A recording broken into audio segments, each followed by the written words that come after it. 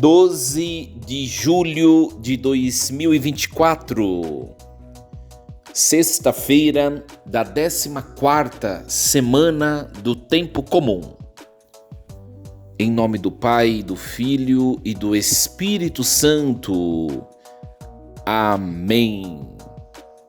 Meus queridos filhos e filhas, muito bom dia.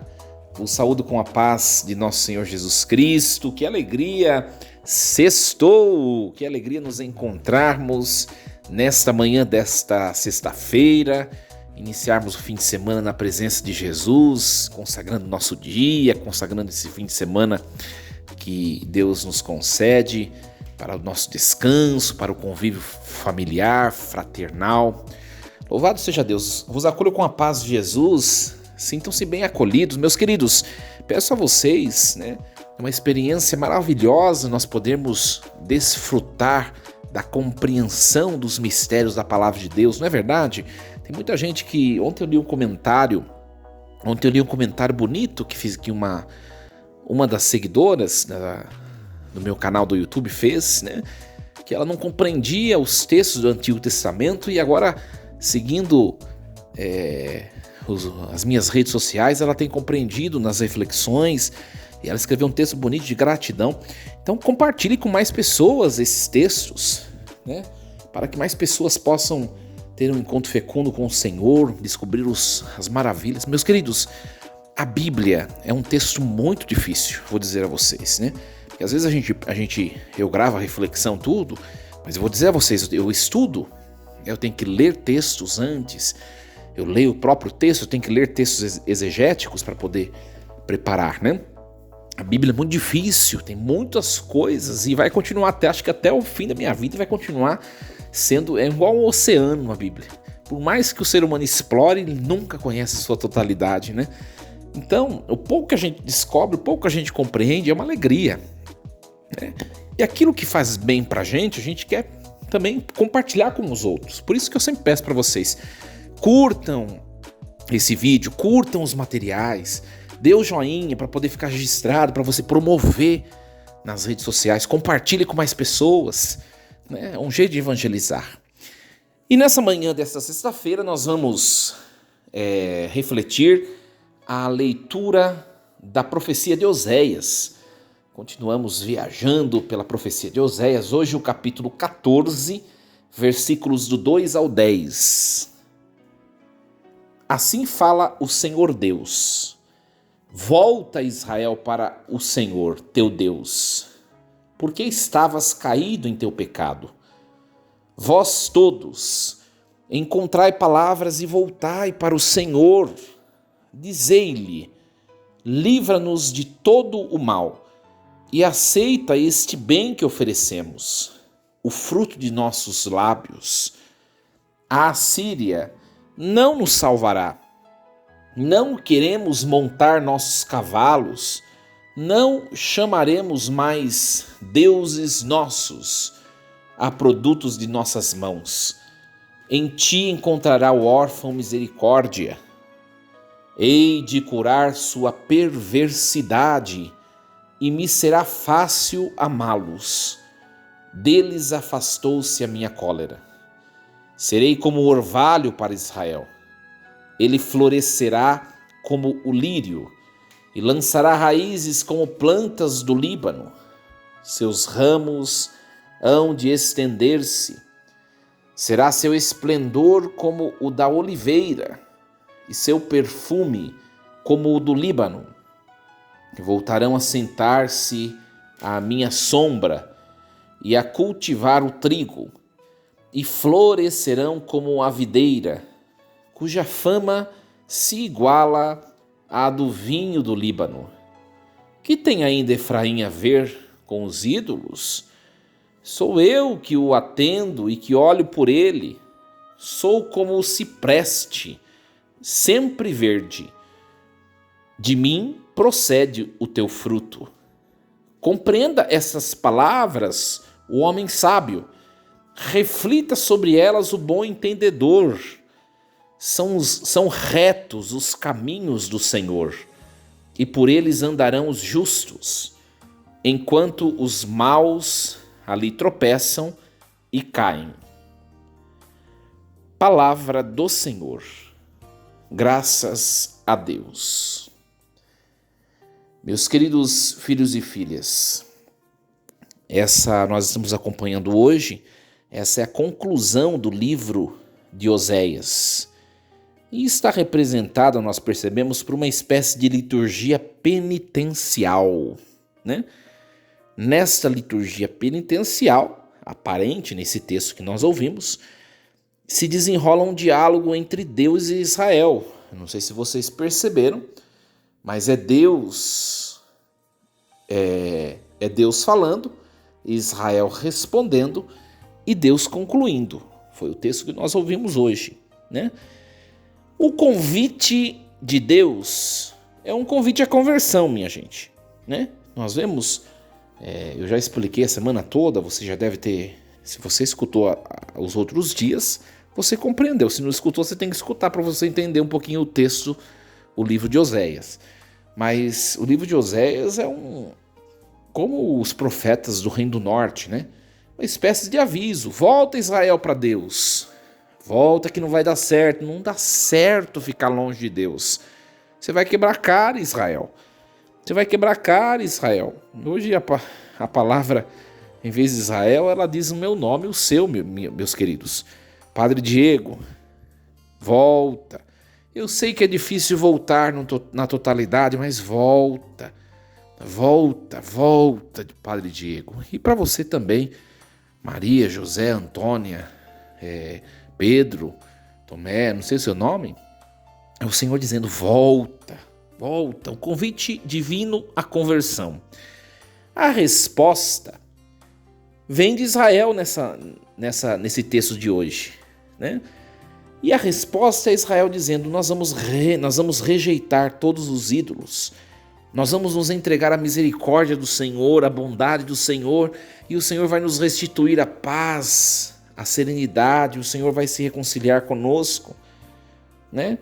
E essa frase, essa parte final do texto, né? É uma parte muito bonita e, no fundo, é uma meditação acerca da importância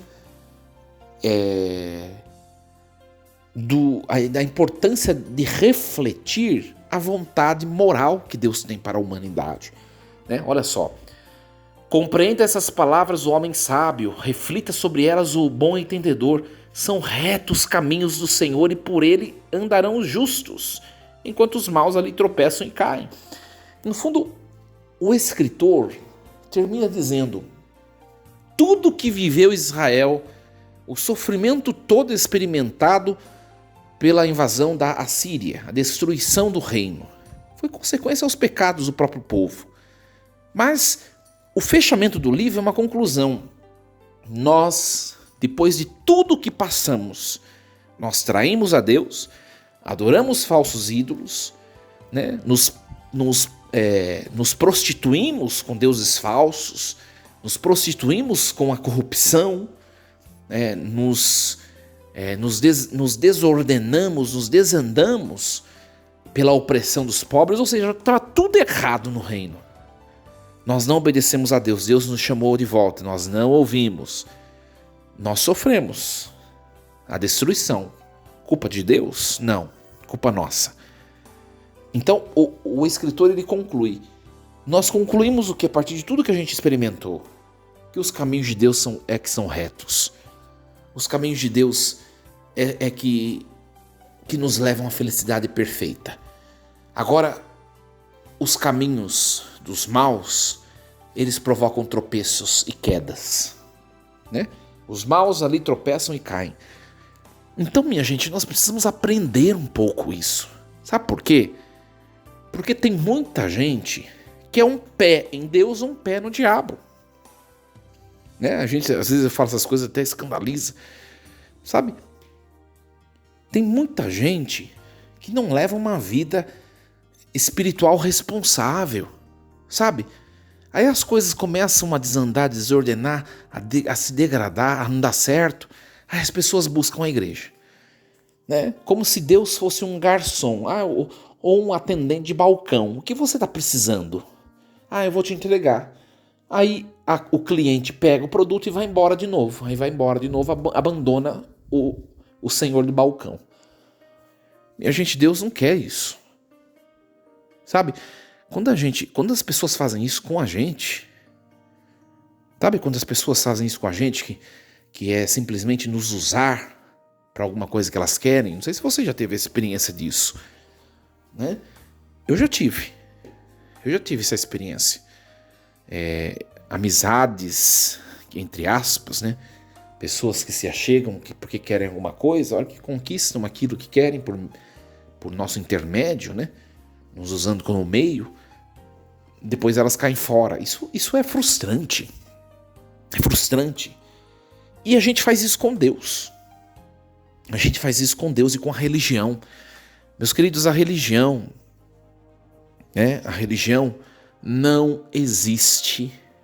A religião cristã não existe para ser um amuleto para nós conquistarmos o mundo. Eu não vou entrar muito nessas coisas, mas existem ideologias, existem associações, existem situações, existem grupos que usam a igreja simplesmente como uma expressão de crer em algo. Eu preciso crer em algo, eu preciso servir ao sobrenatural de alguma maneira. Então eu vou lá na igreja. Eu sou católico, minha família é católica, eu vou ser lá, vou me dedicar lá e eu estou seguindo alguma coisa. Nossa, mas não é isso, minha gente. A igreja, ela é portadora de uma preciosidade. E essa preciosidade é uma pessoa humano-divina, que é Jesus Cristo. Então a igreja é aquela que nos entrega essa pessoa para que nós nos encontremos com essa pessoa. É uma coisa séria. É um encontro pessoal. Não é encontro abstrato. Não é uma ideia que eu vou cultivando, vou construindo dentro do meu intelecto. Deus não é uma ideia, Deus é uma pessoa. Deus é uma ideia, sim, a partir de que essa pessoa se expressa. Mas Deus é uma pessoa. Muito mais do que somente limitá-lo a uma ideia. Né? Deus não é uma teoria. Né? Por isso que na catequese, nós precisamos... A catequese da igreja, graças a Deus, está se revertendo, se modificando, muito antes de estudar a Deus, que é o catecumenato, que é a catequese em si.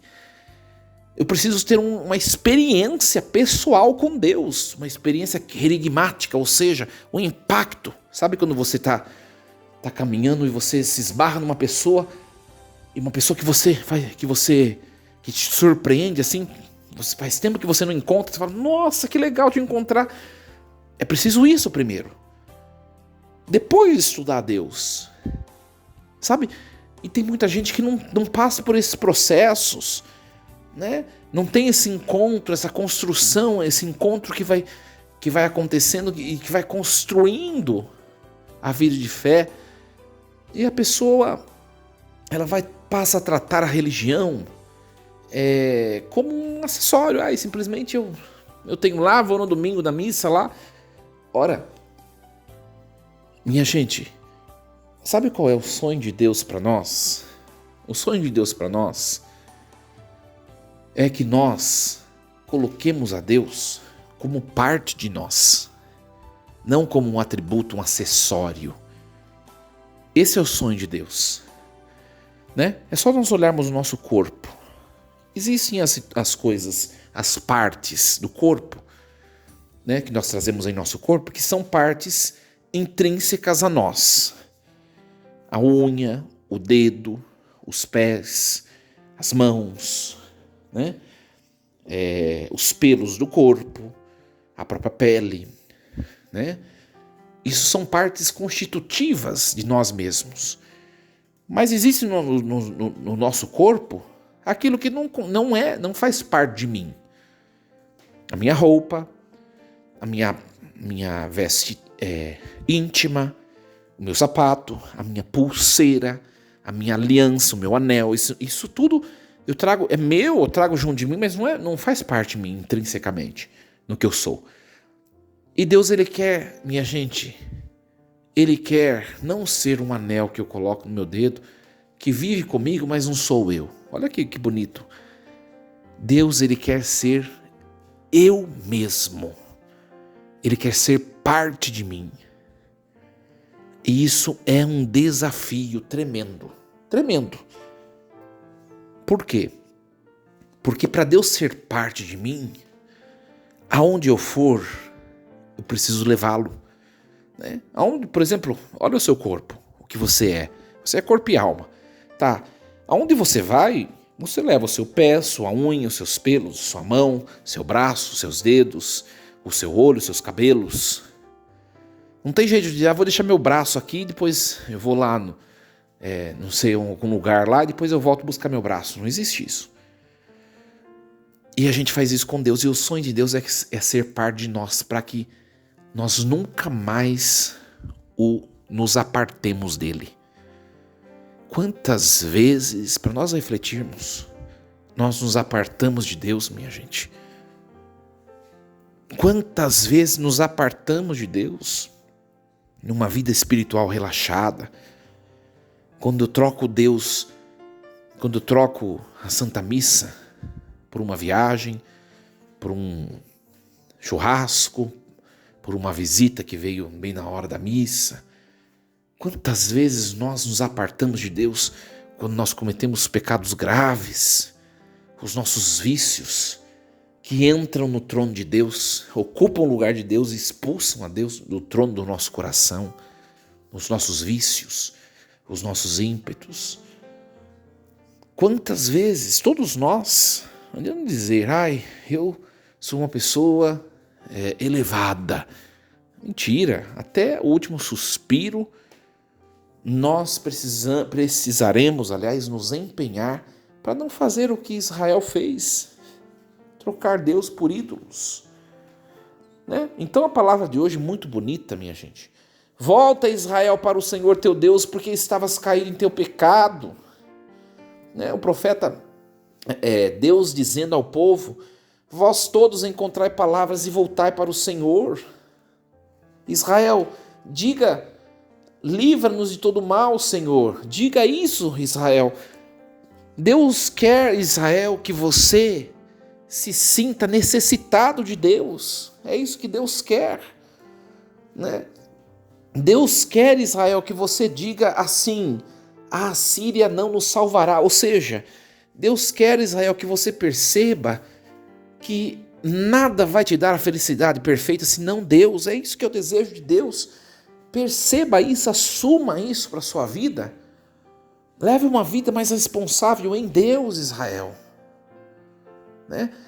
Deus quer, Israel, que você perceba que os ídolos não vão te dar a salvação que você precisa, Israel. Aqui o texto diz os produtos de nossas mãos, ou seja, que os ídolos falsos que o povo de Israel começou a adorar eram feitos com ouro, com prata, produtos de nossas mãos, os próprios bezerros de ouro, aquelas coisas lá, eram feitos por pessoas, produtos das mãos deles.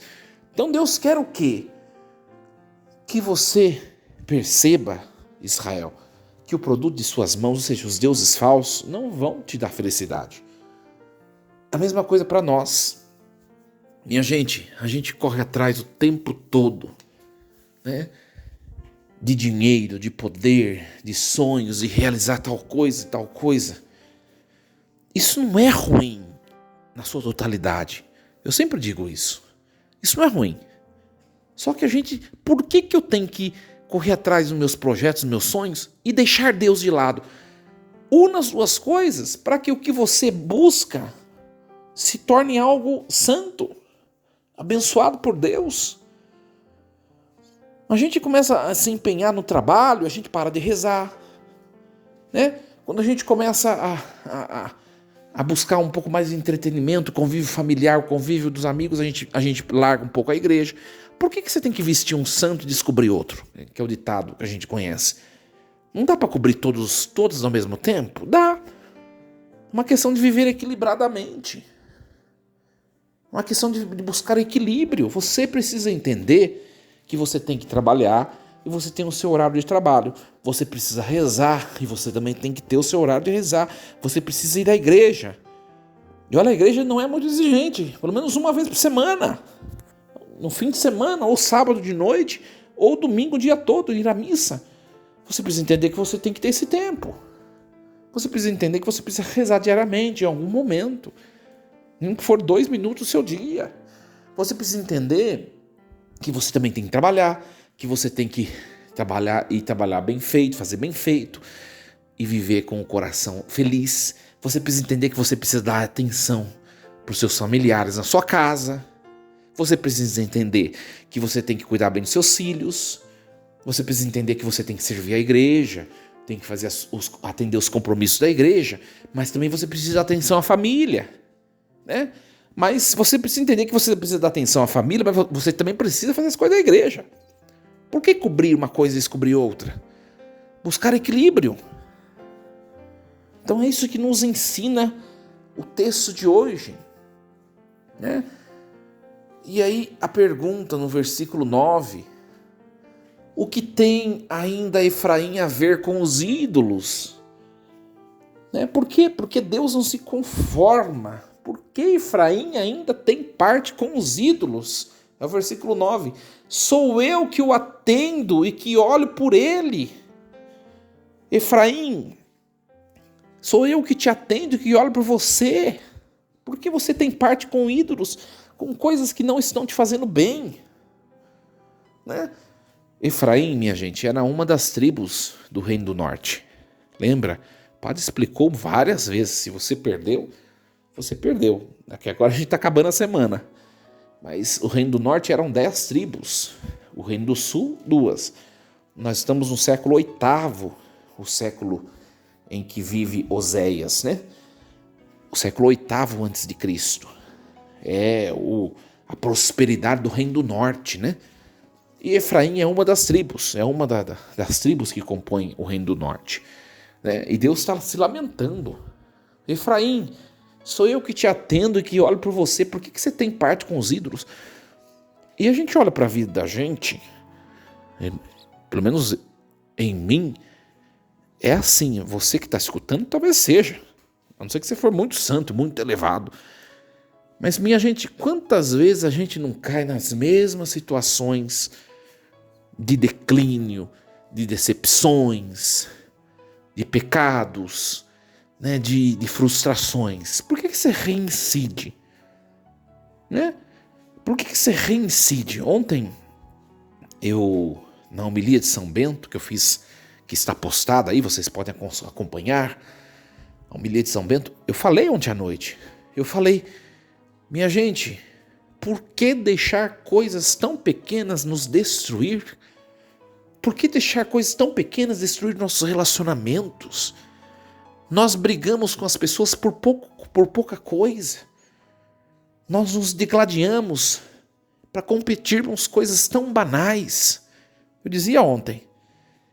E é o retrato de Efraim, que está buscando ídolos, sendo que o Deus grandioso, eterno, todo-poderoso está oferecendo a salvação. Não, estou atrás de um ídolo que não mexe, não fala, não se move.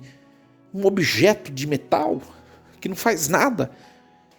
Quantas vezes a gente gasta energia em situações que não nos vão favorecer em nada? Meus queridos, sejamos mais inteligentes.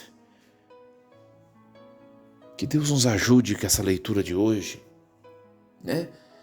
E que nós compreendamos, como a conclusão do texto de Oséias, é um texto muito bonito. Por que nós estamos vendo a conclusão hoje, né? Que nós ouvimos as partes principais. Amanhã a gente vai acompanhar o texto do profeta Isaías. Então nós vamos encerrar Oséias hoje, né? E a conclusão de hoje é assim: são retos. Olha só, o versículo 10. Compreenda essas palavras o homem sábio. É para mim e para você. Reflita sobre elas o bom entendedor. Presta bem atenção. E com essas palavras eu termino a reflexão de hoje. São retos os caminhos do Senhor, e por eles andarão os justos, enquanto os maus ali tropeçam e caem. A conclusão é a seguinte: você quer ser feliz? Comece a trilhar os caminhos do Senhor, porque os maus vão tropeçar e cair. Mas, padre, a gente vê tanta gente mal prosperando no mundo. Presta bem atenção no que eu vou dizer. A vida, ela não se limita somente ao hoje. E eu vou dizer a você, a vida não se limita somente a esse tempo que nós estamos aqui caminhando nessa terra. Nós temos uma eternidade. Depois da morte, uma eternidade. Você sabe o que é eternidade? Você pode dizer 6, você não sabe. Porque você viveu no máximo 30, 40, 50, 60, 70, 80 anos, no máximo 90 ou 100, não sei quantos anos você tem. Então você não sabe o que é eternidade, nem eu. Minha gente, eternidade é uma coisa infinita, que não tem fim. Nós teremos a eternidade para colher os frutos das nossas escolhas no hoje. Então entenda uma coisa: os caminhos que me levam à felicidade plena, que é a felicidade de Deus, eles são retos. Só Deus pode nos levar por esses caminhos de felicidade. Os maus, aqueles que estão longe de Deus, uma hora vai tropeçar e cair. Pode viver essa vida inteira prósperos, mas depois da morte vão cair e tropeçar. Tem gente que cai antes de morrer. E se acontece isso, é sorte ainda. É bênção de Deus, que Deus dá a oportunidade de cair antes e de se voltar para Ele. Não precisamos disso. Trilhemos desde já os caminhos do Senhor, para que nossa vida já neste mundo e depois desse mundo seja uma vida somente de alegrias, somente de felicidade verdadeira. Desejo a você um bom fim de semana, cheio de Deus, cheio de paz, com bênçãos abundantes. Força e coragem, em nome do Pai, do Filho e do Espírito Santo. Amém. E lembremos-nos sempre, Deus está no comando de tudo.